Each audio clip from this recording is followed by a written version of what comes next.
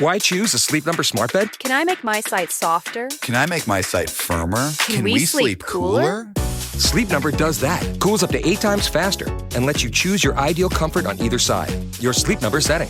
Enjoy personalized comfort for better sleep night after night. And now, max out your savings. The more you buy, the more you save on beds, bases, and more. Plus, get free home delivery on any smart bed with base. Limited time. Check it out at a Sleep Number store near you or at sleepnumber.com today.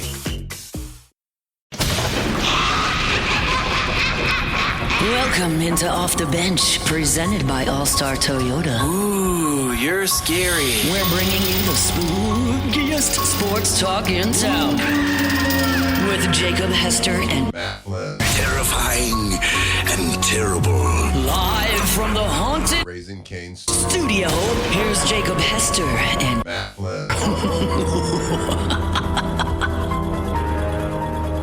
Welcome in, hour number one, a Thursday edition of Off the Bench. Taylor Sharp and Alondra Villarreal here at the producer chair. So, look, Jake and Matt are out hour number one. They will be back here for hours number 2 and 3. We're going to hang out with you for the next 60 minutes or so. Here's the deal. You remember when Frank Wilson was named interim on Sunday, everyone said, Brian Kelly didn't really allow former players back into the building. That's going to change with Frank Wilson. Well, guys, it's changing and changing quickly. Jake and Matt are actually going to be at LSU speaking to the team.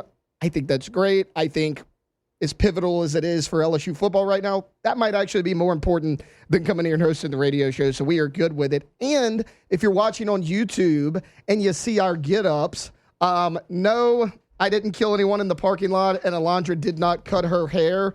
We are dressed up in Halloween costumes. Jake and Matt say they're going to be dressed up when they get back at the 8 o'clock hour.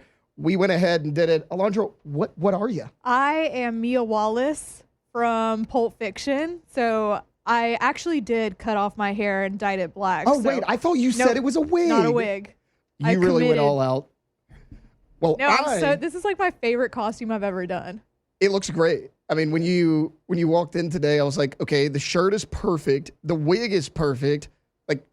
It's one of those things where even if you haven't seen the movie, no free content. Everybody knows like what you are, even if you haven't seen the movie yet. So like I think you nailed it. Thank you. On the other hand, I didn't think this through. I didn't realize we were gonna have to do the first hour. We're gonna actually see how I sound. I am Jason.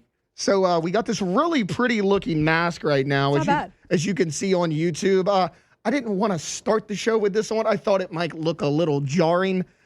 Jake said the other day, Taylor, you're not going to have any problem doing a Halloween costume. You have plenty of them. You dress up every year. Sure, but I like to go like pretty all out, pretty elaborate. And we kind of decided, Tuesday we were actually going to like finally dress up. Yeah. So, guys, I'll be very honest. I was like, let me think of something that I already have. I had this mask from like years ago. I don't even remember why. And so I found an old white T-shirt, splattered some blood on it, and here we are. We are Jason and Alondra Mia Wallace. Not exactly a couple costume, but you know what? I think we look pretty dang good back here. And, we were talking about it on Monday. Alondra, we didn't get to show it because I don't know if you know this. A little bit happened over the weekend. Really? Yeah, a little bit happened. My family Halloween costume contest was on Sunday. And I figured you and I are dressed up right now. Why not go ahead and show everybody? So me and Victoria did Snow Miser and Heat Miser from A Year Without a Santa Claus. Here is your boy, fully white face paint. What is the nose? Hair white. It's a witch nose that I painted white, is exactly what it is. Victoria's got the flame hair. She's got the nose as well. I think we nailed it. Awesome. Yeah, I mean, I thought it looked great, but that's the type of costumes I do. So Jake was like, oh, Taylor, I know you'll be down. You have all these costumes. I'm like, yeah, but do I want to take the time to go ahead and go all out? I got to call a high school football game tonight. I can't exactly show up with a fake nose and painted completely white. That's fine. So we went something pretty simple. I think it worked out well. I think we'll be fine. Guys, there is a lot to unpack today. We'll start with the governor's comments here in just a second. But before we do, let's actually do it correctly and get the show started. It's time to get glowing, courtesy of GoFlow IV Spa, where hydration, vitamins, and a summer-ready glow are always on tap. Now, for starters. Okay, so yesterday, Louisiana Governor Jeff Landry gave a little bit more clarity to the LSU football head coaching situation. So we don't know who the candidates are. We don't know who LSU is going to hire. We do know who's making the hire, or should I say who is not going to be making the hire. Jeff Landry did not pull any punches. He was pretty adamant about who was not going to make this hire. And look, I'm not going to put words into the man's mouth. Let's hear it from him himself. It's about 2 minutes, but I want you to hear it all because there's a lot to unpack here. So here is Governor Jeff Landry. The first question is absolutely correct. We are not going down a failed path. And I wanted to tell you something. This is a pattern. The guy that's here now that wrote that contract cost Texas A&M $70-something million. Right now, we got a $53 million liability. We are not doing that again. And you know what? I believe that we're going to find a great coach. I mean, maybe we'll let President Trump pick it. He loves winners. You know, I'm not going to be picking the next coach. But I can promise you, we're going to pick a coach, and we're going to make sure that that coach is successful. And we're going to make sure that he's compensated properly. And we're going to put metrics on it. Because I'm tired of rewarding failure in this country and then leaving the taxpayers on the foot, to foot the bill. So, yeah, I absolutely. Who's that? Scott Woodward.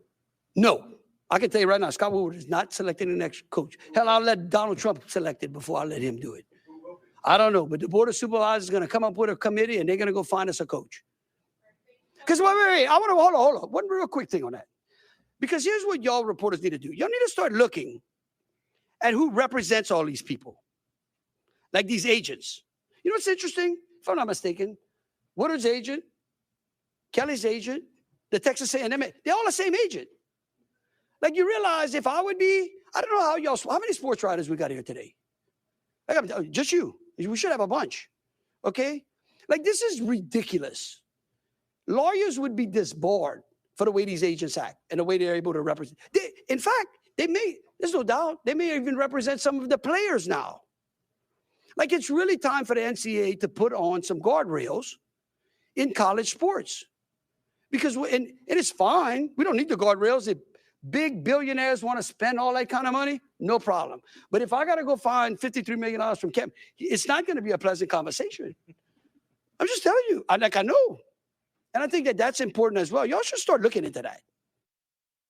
Certainly a lot to unpack here. So, okay, I also find it really funny. He said, how many sports reporters are in the audience? Just you?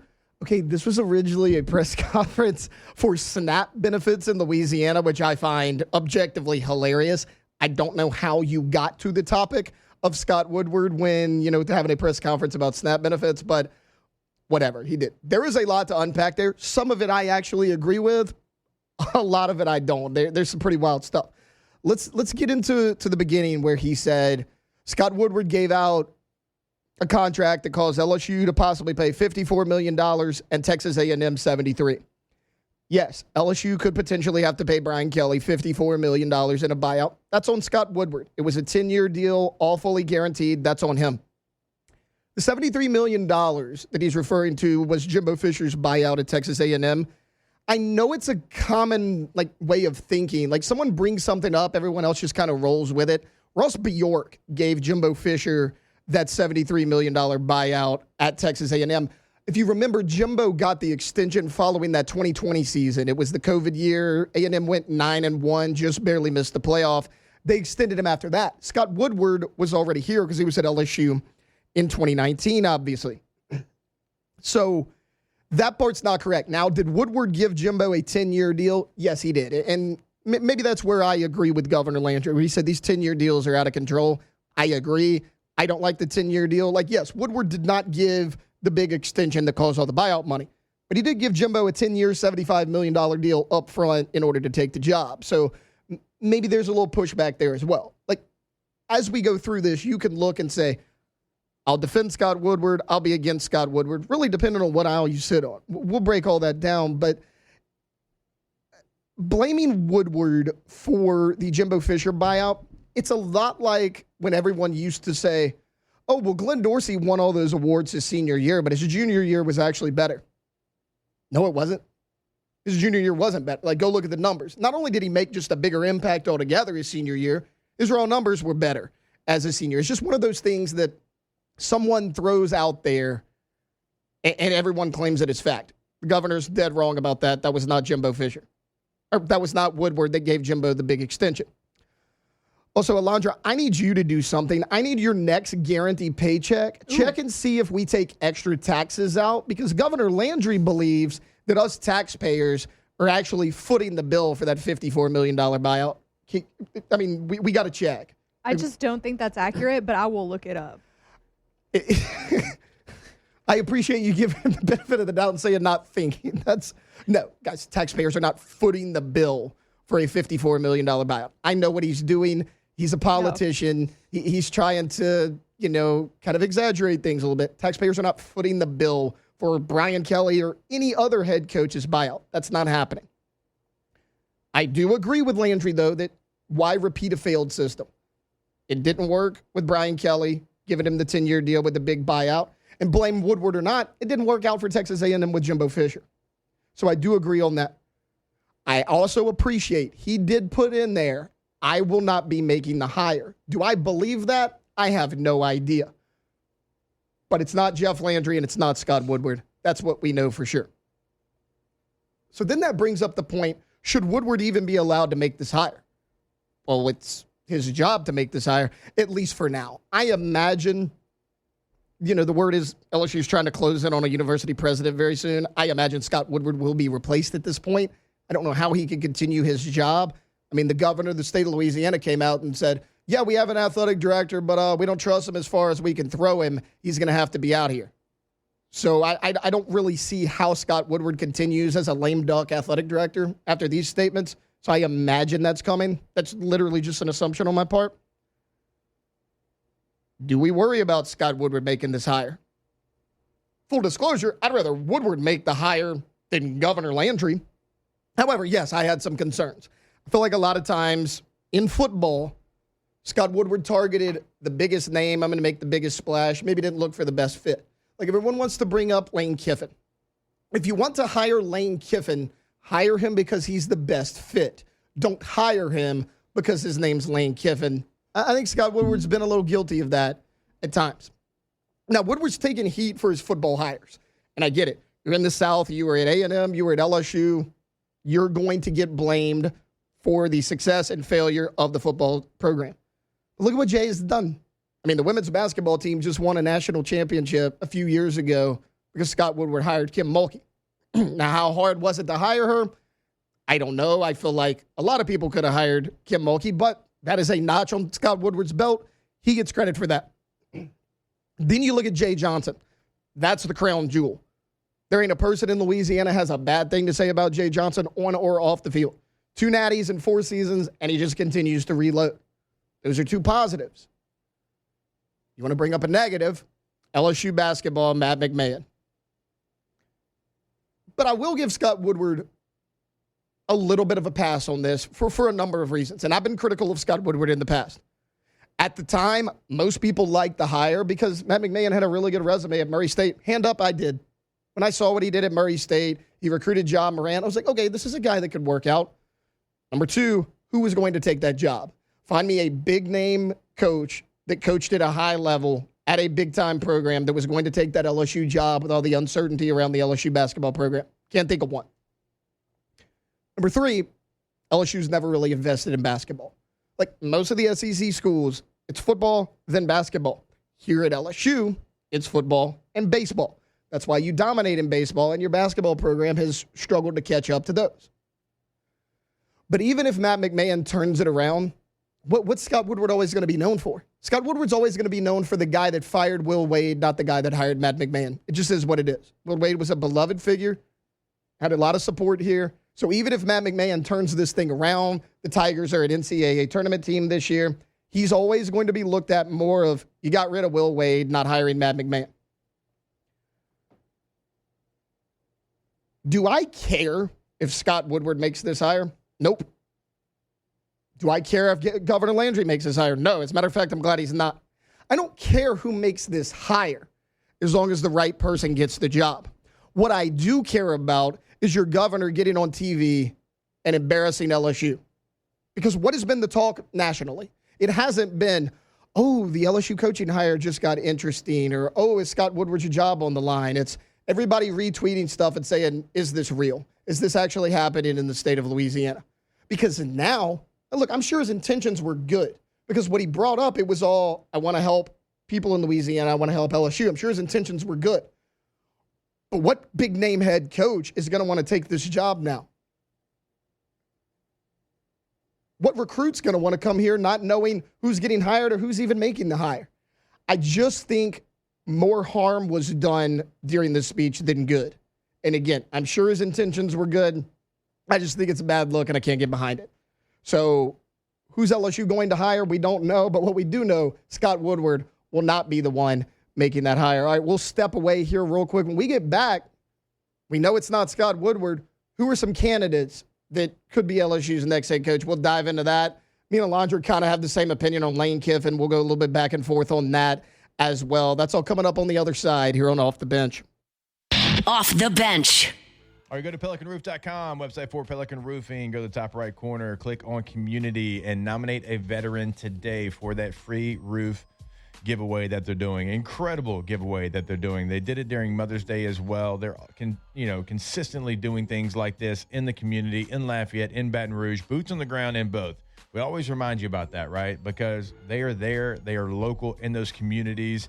And I mean, they'll support like so many different things within those communities. And of course, they're going to be the best option for your roof as well. Look at the 5-star reviews on the homepage. Go there today. That is PelicanRoof.com.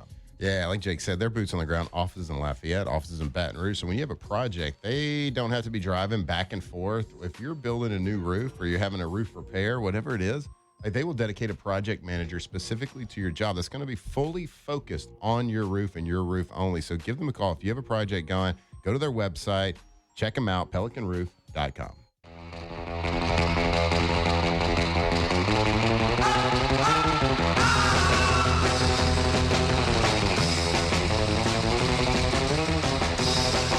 Tigers turn talkers. This is Off the Bench.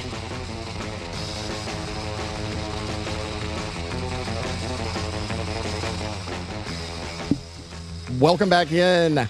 Hour number one of a Thursday edition of Off the Bench. Taylor Sharp here with you, and we hear the great bump music. Mia Alondra over here. That's what everybody in the chat wants you to be called. Mia Wallace. Yeah, from Pulp Fiction. So They give me so many nicknames. I can't keep up anymore. It flows well together, though. Mia Alondra works. I think having an A and an A, like beginning and end of your name, you can kind of add it to anything. People are asking if I'm going to do the dance. I'm doing the dance later. I'm going to make a video. We're excited about that. We're excited about that. This is my favorite thing I've ever done. It looks great. Yeah.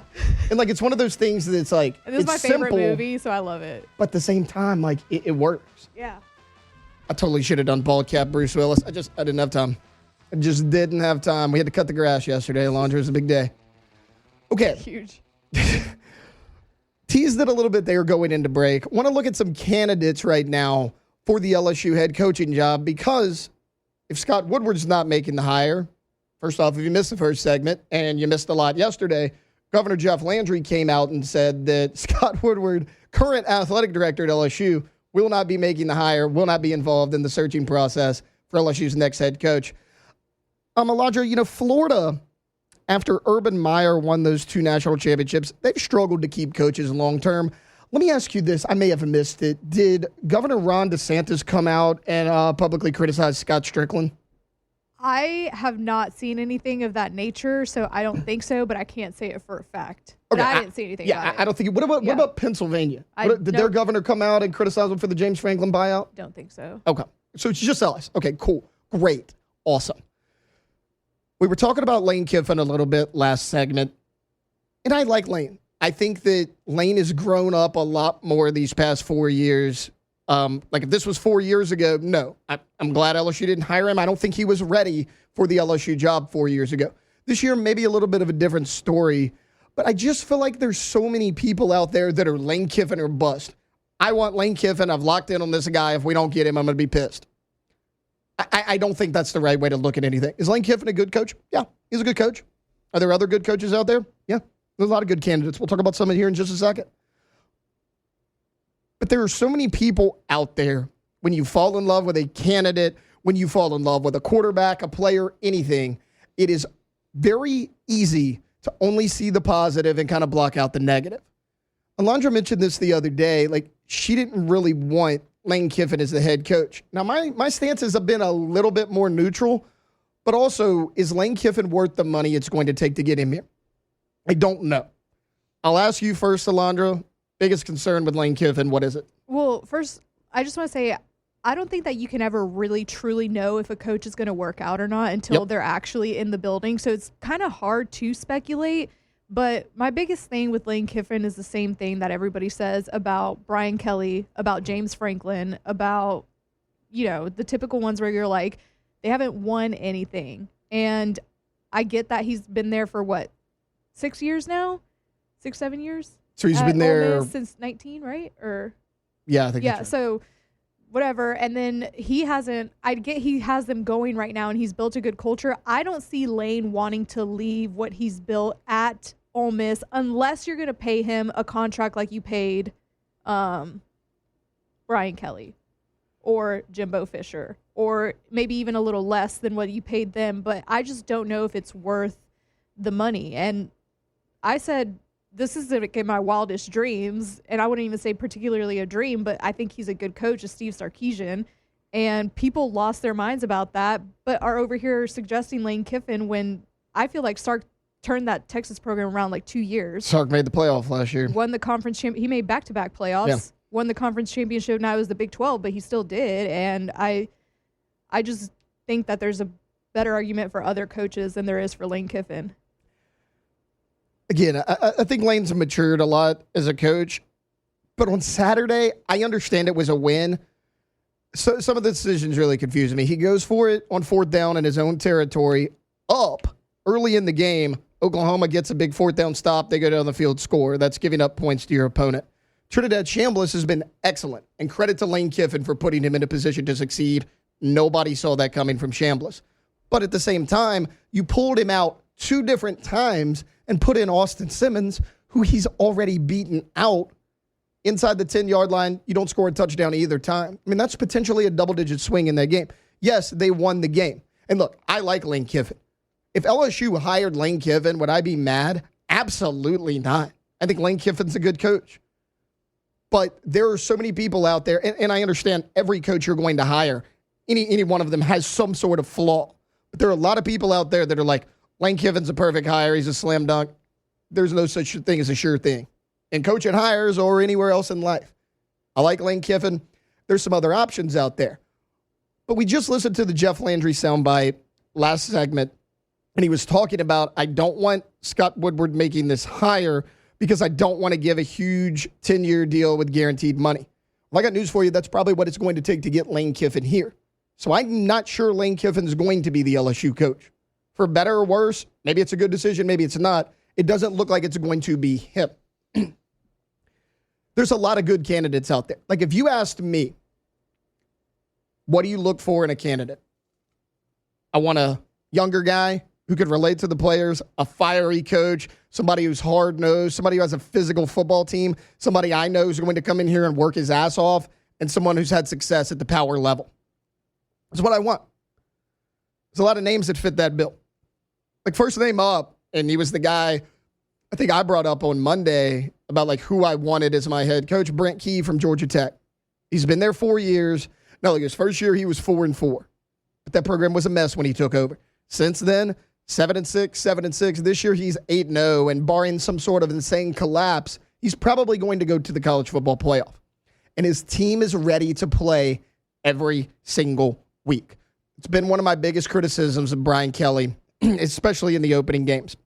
I take Clemson out of it, but, going back to that game, Clemson wasn't really a good team looking back on it.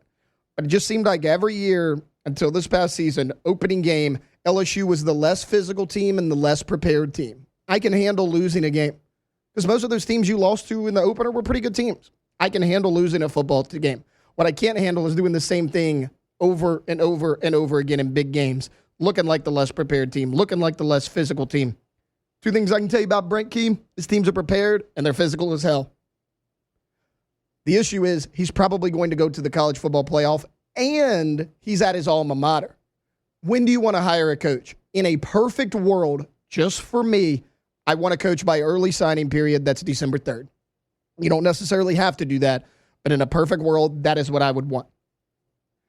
Brink Key's not going to leave in a playoff run. He's dang sure not going to leave his alma mater out to dry during a playoff run. A lot of people have brought up the name John Summerall. Love Summerall. He has a chance to get to the college football playoff. Like it or not, though, there are people in this state and affiliated with LSU that are going to turn their nose up at that and say, you can't hire the Tulane football coach. It happened back in 2022, right before you hired Brian Kelly. Billy Napier was a hot name out there. Now, would Napier have worked out? I don't know, because he didn't work out at Florida. Was that more on Napier, or was that more on Florida's athletic program that I don't think is as good as most people make it out to be? But either way, he was not brought in for an interview. He was not really considered a serious candidate, and most of the pushback was, you can't hire the ULL coach. Billy Napier may not be a good coach, but the argument was never he's not a good coach. The argument was he coaches at ULL. John Summerall at Tulane, I think you're going to get something similar there. Like, look, credit to Summerall. A lot of people have said, okay, well, he just kind of maintained what Willie Fritz brought there. I understand that a little bit, but he was 12-2 and 11-2 his 2 seasons at Troy. So you could say Willie Fritz built up that program, but John Summerall's done it in 2 different stops. He lost 4 games in 2 years at Troy. He's been at Tulane. This is his 2nd year. He was 9-5 a year ago. He's 6-1, and he's got them possibly battling for a college football playoff appearance. There's a lot of people out there that are going to turn their nose up at that because of the fact that he coaches at Tulane. Should you do that? No. Will it be taken into consideration? Probably. Now, Ryan Silverfield at Memphis is out there. But does he suffer from the same thing John Summerall does of maybe it's not a big enough program? You look at Ryan Silverfield and what he's done at Memphis. There's a reason Virginia Tech is interested in him. There's a reason a number of other programs are interested in him. He's 49-21 in 6 years at Memphis, has never had a losing season, and is 4-0 in bowl games. And right now he's 7-1. That's a heck of a football coach. He's a young guy. He's a fiery guy. He did a great job in the transfer portal. We talked about it when we were ranking our preseason OTB top 25 we put the Memphis Tigers in there, and rightfully so. They did a great job in the portal. So that's a guy can attack it. But does he suffer from the same thing that Summerall does? There's 2 names I want to look at. One of which is a name that gets brought up a lot. It's Kenny Dillingham. Because again, if I'm putting together in a perfect world what I want from my coach, a younger guy that can relate to the players, a passionate guy, a guy that's going to work hard, a guy that has a physical football team, and in a perfect world, somebody that could sign by December 3rd and be here for early signing period. Kenny Dillingham checks all those boxes because right now, barring something unforeseen, they are not going to be in the college football playoff over there at Arizona State. Made it last year, almost beat Texas, probably should have beat Texas. Now, if you want to criticize him, you can go look and say, yeah, he's only been there for 3 years. He popped last year, kind of came back down to earth a little bit this year. 2 things. 1, they lost a ton of guys from that team. 2, in 2 of their 3 losses this year, Sam Levitt was not fully healthy. 1, he played hurt. 1, he didn't play at all. So 2 of your 3 losses, you were basically without your starting quarterback. That's a tough recipe for success for anyone. Look, 3-9 his first season, but Herm Edwards left that program in shambles. Last year, 11-3. This year, 5-3. But again, quarterback in and out of the lineup. Kenny Dillingham's a guy I like, and you can get him before early signing period. Hey, look, that's just my preference. Don't say, why do we have to have a guy before early signing period? You don't. That's just my personal preference. If you want to wait for your guy because you think he's the right hire, fine, I'm good with it. You just better land the guy you're waiting on. But also Matt Campbell is a name that I don't think gets brought up enough. 45 years old. Matt Campbell has been a head coach in college for 15 years between Toledo and Iowa State. He has 2 losing seasons in 15 years. He just won 11 games last year. The only time in Iowa State history that program has won 11 games. And they were rolling the first 4 weeks of the season. They lost their 2 starting corners. They're now 5-3, but they're still a scrappy football team. They're obviously not going to make the college football playoff either. There are names out there to look at. Like, Alondra, before we go to break, you mentioned your concerns with Kiffin. And obviously it doesn't look like it's going to be Lanning or Kiffin because they don't want to pay the big money. That came straight from Governor Landry. Who do you like? I don't have somebody that I'm like, this is who I want to be the next head coach at LSU. Like, The ones that I do want, I feel like either wouldn't come here because they're at the school that they like. Brent Key, I love Brent Key. I'm not sure he's going to leave his alma mater. Same thing with Kenny Dillingham. I don't know. I think I like him. I think he's good. I just don't know if that he would leave Arizona State. I really don't have like an answer for you as to who I would want to be, because I just, with who's out there, it's hard for me to choose on one. But if I had to say, Brent Key is the one that I would like. That's the guy. Like if I'm in charge of this search, and who knows, I mean, maybe look I at am. the Texas Hainsaw Massacre. Like, he is a dog. He's physical, the team's like physical you said. every Yeah, week. and They're always ready to play. Yeah. It's something LSU's lacked the last 4 years. You're not a physical team. You're not ready to play. Look, there is a lot of good candidates out there. So I've seen a lot of people freak out and say, we're not going to get a big name. Jeff Landry doesn't want to give a 10-year deal. He doesn't want to give out a big contract. Guys, just because a coach is not a quote-unquote big name does not mean they're not a good coach. Les Miles wasn't a huge name. Nick Saban wasn't a huge name. Hell, Ed Orgeron was your interim head coach. At best, your third option because you struck out on Jimbo Fisher and Tom Herman. And he worked out better than both of those guys and brought you a national championship. Hand up, I didn't want Ed Orgeron as the coach. I thought you were better than to hire your interim coach. But you know what? It worked out. Sometimes the best fit doesn't always have to be the big name. Real quick, someone that Matt has brought up a lot that I actually would be a fan of too, just had a big upset win over Miami. Jeff Brom over at Louisville. I like that one too. But Again, yeah. Alma mater. Like, oh, okay. I didn't know that. So Probably it's like dumb for me not to know that. No. Right. But I mean, he's not going to go to the playoff. Yeah. Like a Brent Key, so he's more gettable. When I look at Dillingham went to Arizona State. He did not play at Arizona State. Maybe that matters a little bit more. Now, I will say this. If you offer Brent Key, Jeff Brom, Kenny Dillingham the job, and they don't want to leave where they're at to come to LSU and potentially win a national championship, then you have your answer because they're not the right guy for the job anyways. If they don't want to come here and they're not ready to come here and try to win a national championship, then they weren't right anyways. Move on. Because that gives you your answer right there on, is this person fit to be the head coach? No. Because no offense to those schools, if you can't decide between Louisville and LSU, you're not ready to be LSU's head coach. Same can go for Arizona State. Same can go for Georgia Tech. So your answer's there. Everybody relax. Be calm. There's a lot of good candidates out there. Am I confident they're going to hire the right one? After Jeff Landry's comments, I don't know. It would be a lot easier if we actually knew who was making this hire. Unfortunately, we do not. Just be patient. We'll see where the chips fall. All right, we'll take a quick timeout. When we get back, our guy Chris Marlar on Monday put out his Week 10 SEC Power Rankings. We're looking at it, and Marlar being a Bama guy, I'm surprised he didn't do this. I got a disagreement with our guy. We'll get into it next here on Off the Bench. Off the bench. All right, go to allstartoyofbatonrouge.com. Buying new, leasing, renting, everything's always available for you. And if you want to go check out what they have on the lot, it's going to be something that's going to meet your needs. Multiple midsize SUVs, multiple trucks, van, sedan, hybrid, you name it, they've got it. And they have it in everything that they do. Buying new, leasing, renting, per-day rental prices as well. So if you've got a trip coming up for the holidays and you want to get ahead of it, Thanksgiving, Christmas, New Year's, whatever it might be, and you want to maybe save miles on your vehicle, or maybe you need something bigger, maybe you want something smaller, whatever it might be, allstartoyofbatonrouge.com. Yeah, you ever given one of those gifts you've seen on the commercials with that big old red bow on the hood of a car? Yeah. That'd be a pretty nice little Christmas gift. Think about it.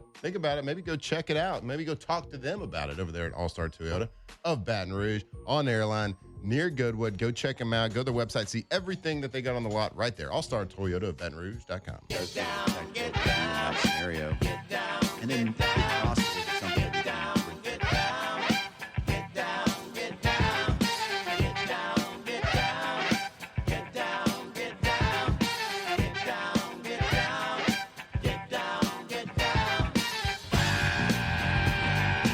2007 champs, purple and gold to the core. This is Off the Bench with Hester and Flynn, Baton Rouge's go-to for all things Louisiana sports.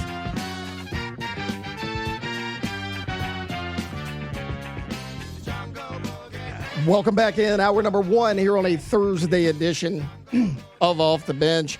Taylor Sharp here with you alongside Alondra Villarreal. Jacob Hester and Matt Flynn will be back in the 8 o'clock hour, so they'll be here for the last 2 hours of the show. But we are hanging out here with you. Got about 20 or so minutes until the boys join us back in the studio.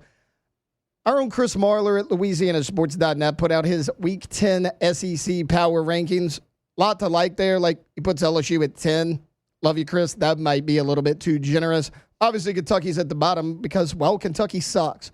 But I want to talk about the teams at the top. His top 4, Vanderbilt, Ole Miss, Alabama, Texas A&M. No problems there. That's clearly the top 4. Texas A&M should not be over Alabama. And Chris is an Alabama fan, so I'm a little surprised he did this. Look, Texas A&M is a good team. I am not going to be one of those fans that's going to come in and try to discredit them and say, my team didn't do anything wrong, but your team's not better than us. No, they came out and beat the crap out of LSU in the second half. They've done it 2 years in a row. That's a good football team. We talked about it a little bit going into that game. Their lack of playing in the big games. Now, they beat Notre Dame early in the year, but outside of that, their schedule's been a little light, and it'll continue that way down the stretch. Unfortunately, I think the Alabama Crimson Tide are the best team in the SEC, and I got to be honest right now, it's not close for me. Alabama's beaten 4 ranked SEC teams: Georgia, Tennessee, Vanderbilt, Missouri. Those teams are a combined 25-2 against teams not named Alabama. The only 2 losses, Tennessee lost straight up to Georgia, Missouri lost straight up to Vanderbilt. I mean, what are we doing here? This team is dominant. Coming into the year, what did we say? Well, they're going to struggle at quarterback because Ty Simpson's never done it. Ty Simpson looks like potentially the best quarterback in the country. They don't have any weapons outside of Ryan Williams. I got news for you guys. Ryan Williams, not the best receiver on this Alabama team, at least not this year. It's Jeremy Bernard. If you haven't watched Alabama a ton, get used to the name. He's number 5. They line him up in a number of spots. He can do just about anything on that team. He is a weapon, a big-time weapon. And you got Jam Miller in the backfield, but even when Jam Miller went down with an injury, your number 2, your number 3, they stepped up against a good Vanderbilt team, against a good Missouri team, and they gave you some tough yards because they have a good offensive line. Players on defense. Pierre's had a really good year. Justin Jefferson, not that Justin Jefferson, different one. He's having a really good season over there at linebacker. Unfortunately, I don't think Alabama's going anywhere. Look, hand up coming in the year, I thought they were. Hell, when it was my turn to rank during the OTB Top 25, I put Alabama at 12. And I was like, I don't know, this is probably right. They're probably the 4th or 5th best team in the SEC. No, they're the best team in the SEC until proven otherwise. I understand they have a loss on their record and Texas A&M doesn't. That is not the same Alabama team that played Florida State. I don't know what happened in that game. Maybe Alabama didn't take it serious. Florida State did. Those 2 teams have trended in completely different directions since Florida State won that game and Alabama lost it. I think Alabama is the best team in the SEC. You know, I talked about it a little bit going into that A&M game. Marcel Reed had kind of struggled against quote-unquote good defenses. I mean, on the year, he's 61%, 17 touchdowns, 6 picks. Decent numbers. But when you keep Marcel Reed in the pocket, he struggles to throw the football downfield. He actually struggled to throw the football downfield against LSU when they kept him in the pocket. But for better or worse, Blake Baker's always going to be aggressive on defense. You blitz him, he gets outside the pocket, he takes off and runs. He's done it 2 years in a row now. But if you leave Marcel Reed in the pocket and force him to throw the football, Notre Dame did this. He completed 49% of his passes. Now, give him credit. He made the big-time throws at the end of the game to win the game. But play in and play out, he struggles with his accuracy from inside the pocket. Ty Simpson, on the other hand, does not. First off, he runs a little bit better. Actually, a lot better than people give him credit for. But also, almost 80% completion this year, 67.8, 20 touchdowns, just 1 interception. There's not a more efficient quarterback in the SEC right now than Ty Simpson. And he's got weapons. I mentioned Jeremy Bernard. We know about Ryan Williams. Isaiah Horton did a really good job getting him out of the transfer portal. He's been a big-time player for him. This Alabama offense, unfortunately, has a lot of weapons.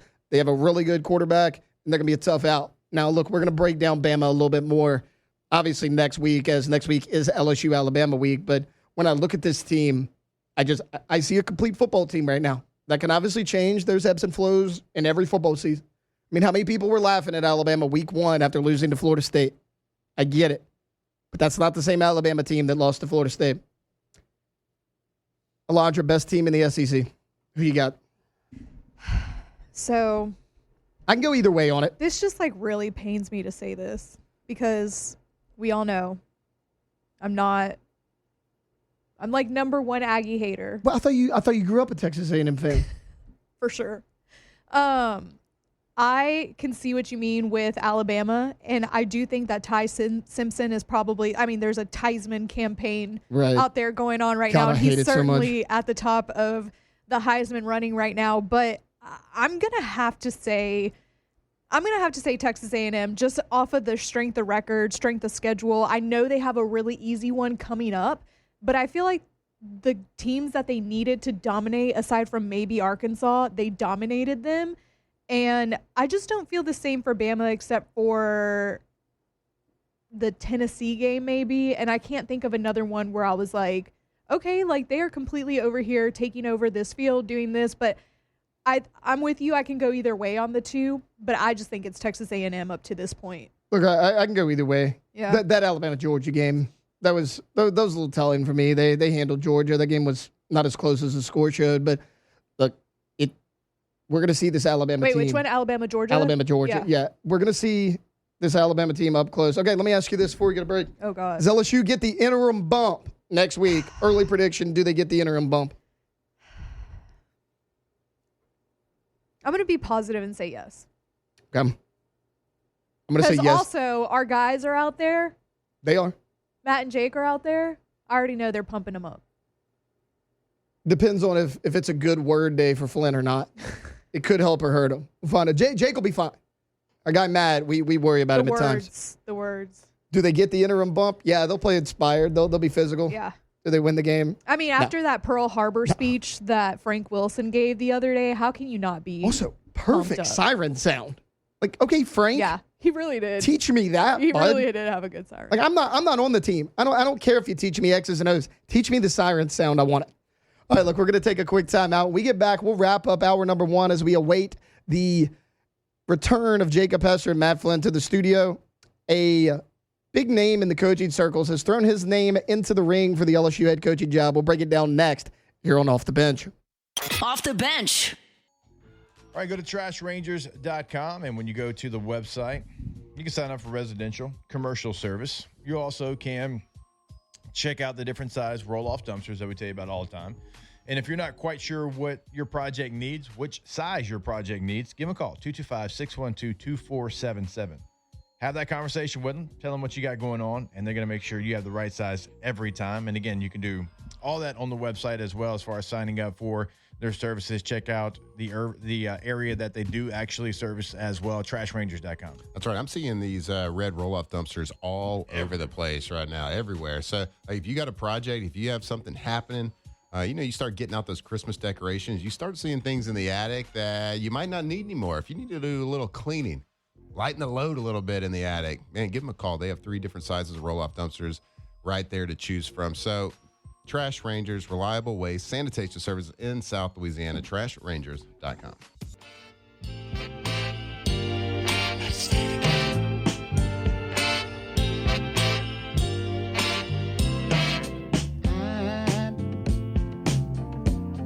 I'm so in love with you. Whatever you want to do. Locked in on LSU football 24/7. You're listening to Off the Bench. Welcome back in, Off the Bench. 104.5 ESPN Baton Rouge. Taylor Sharp and Alondra Villarreal doing hour number one from the producer chairs. We really can do it all. I mean, if you ever want to know who the backbone of the show is, it's not those two slappies that sit up there. It's us back here. We are managing just fine without those guys. But in all seriousness, I saw somebody earlier ask where they were. They're going to speak to the LSU football team this morning. They had to do that. I think that's important enough to miss this show. I think this is a very pivotal time for this LSU football program. So shout out to those guys for going to do that. They'll be back at 8 o'clock, supposedly. We'll see. Okay. I don't know. It's getting mighty close to 8, and we haven't heard from them. Odds of them coming back at 8 o'clock. What you got? I think it's plus low. 150. Right, because I asked yesterday after Jake was like, hey, we're going to be back at 7. My first response was, are you dressing up? Are we still dressing up? Because you guys aren't going to be dressed up at LSU. Can you imagine? Like, you're not going to be speaking to the team dressed like a skeleton. And then Flynn goes, no, we'll do a quick change. So not only do they have to leave LSU, they have to get over here, do a quick change, then be back for 8 o'clock. It's 7:53. Guys, I don't see it happening. Nah. I do not see it happening. A couple other things I don't see happening. Alondra, a big name was thrown out there. Who? Put his hat in the ring. Oh, God. A national championship head coach, Yeah. okay? Mm-hmm. Could I interest you in some Ed Orgeron? Maybe in like an analyst role or recruiting, or maybe, you know what? Strength and conditioning. I wouldn't be opposed to that. But as a head coach, I'm good. You know what's weird? We did Nobody's that. ever... We did that experiment. Think I'm good on it. Right, and it ran its course. Like, thanks for Edo. He brought us a national Do we championship. forget how it all went down Right. at the end? Like, I feel like with him and Tommy Moffitt, who I love, and I think he's doing a great job at Texas A&M, I think we're doing a little bit of revisionist history with We the are. both of We are. those. Yeah. No, and I appreciate you bringing that up. Look, I know Jake, I love Tommy, Matt, by the way. Everybody that played for Tommy Moffitt said that's his favorite coach. Thought he got a little stale here. Not necessarily bad, but I mean, I thought he got a little stale here. I mean, he went through a health thing, so I get it. Right, but like, 100%. And he then, found his spark at A&M, and it's back. And I would love, if he wants to come here, I would love that. and But then the coaching we're kind staff. of forgetting a little bit. Right. And it wasn't just him. Like, Orgeron didn't have a spark. Like, nobody on that staff did. And you could say, okay, well, look at what of a big mistake it is. Look, he rejuvenated himself at Texas A&M. Sometimes it takes a change of scenery. And you can argue, oh, LSU sucks. Jake Flint's not the guy. Just because Jake Flint's not the guy doesn't mean that it didn't get a little stale here with Tommy Moffitt. And I love Tommy Moffitt. I think he's great. I'd welcome him back. Sometimes it takes a little bit of separation. Sometimes it takes a little bit of a change of scenery to do something right. Having said that, I think I'll pass. I think I'll pass on the Ed Orgeron. All right, guys, that's going to do it for hour number 1. Coming up in hour number 2, well, Jake and Matt scheduled to be back in studio. We may dive into this Ed Orgeron a little bit more if they're not back at 8 o'clock. I do have a lot more thoughts on that. We're going to have Big Deal or No Big Deal at 9 a.m., our Munchie segment at 9:15. Then we'll close it out. They'll be back at some point. Stay tuned. This is Off the Bench. Off the Bench.